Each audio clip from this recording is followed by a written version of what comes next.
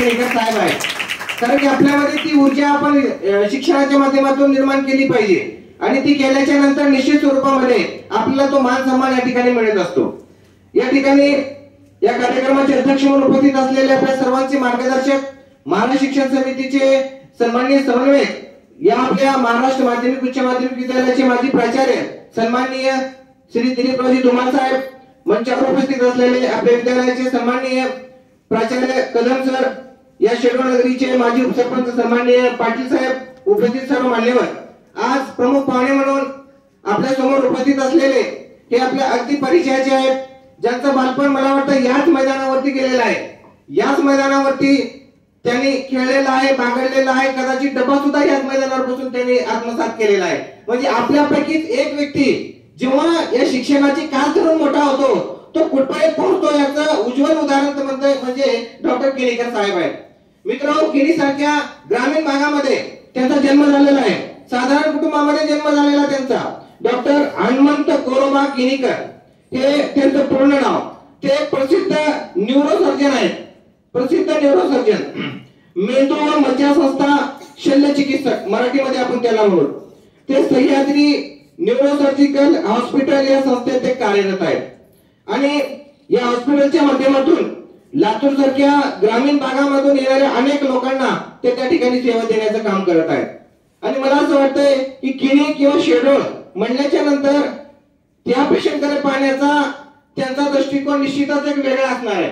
कारण की आपल्या मातीतून आलेला पेशंट आहे तर आपण जितक्या हक्काने त्या ठिकाणी जातो की चला आपले डॉक्टर आहेत, ही जी भावना आहे आजच्या युगामध्ये ती सर्वात मोठी आहे आणि ते जपण्याचं काम डॉक्टर केळकर साहेबांनी केलेलं आहे, याचा आपल्या सर्वांना अभिमान वाटला पाहिजे. ते न्यूरोसर्जन आहेत आणि लातूर मधील सह्याद्री न्यूरोसर्जिकल हॉस्पिटलचे ते प्रमुख आहेत. ते मेंदू व मज्जासंस्थेशी संबंधित आजारावर उपचार करतात. आपलं वैद्यकीय कार्य करत असताना ते लातूर येथील Sahyadri institute of nursing education Vishakha समितीचे ते अध्यक्ष पण आहेत. त्याचबरोबर ते लैंगिक छळवणूक प्रतिबंध आणि सुरक्षित वातावरणास प्रोत्साहन देण्याचं ते सतत काम करत असतात. आपण पाहतो की राजीव गांधी चौकामध्ये सुसज्ज असं त्यांचं हॉस्पिटल आहे आणि त्या हॉस्पिटलच्या माध्यमातून ते सेवा करण्याचं काम करत आहेत. मित्रांनो, यांना बोलवण्याचा उद्देश की आपल्यामधून सुद्धा असे डॉक्टर घडले पाहिजेत, आपल्यामधून सुद्धा अनेक विद्वान या शाळेतून मोठे झाले पाहिजेत. हा प्रामाणिक हेतू मला वाटतं मुख्याध्यापक साहेबांचा आहे आणि धुमाळ सरांचा आहे की माझ्या विद्यार्थ्यांसमोर मी आदर्श एक व्यक्ती आणलं पाहिजे. आणि डॉक्टर साहेब हे ग्रामीण भागातले आमचे विद्यार्थी आहेत आणि निश्चितच आपण जसं एका फिल्म स्टारला हिरो म्हणतो तर आपले खरे हिरो आज या ठिकाणी व्यासपीठावर बसलेले आहेत.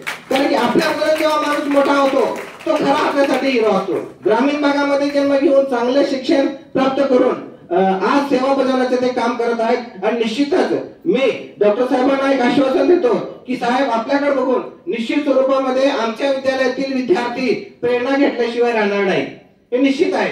कारण की तुम्ही प्रेरणा घेणार आहात आणि प्रेरणा घेऊन आपण सुद्धा चांगल्या पदावरती जाण्याचा आपण प्रयत्न करणार आहोत.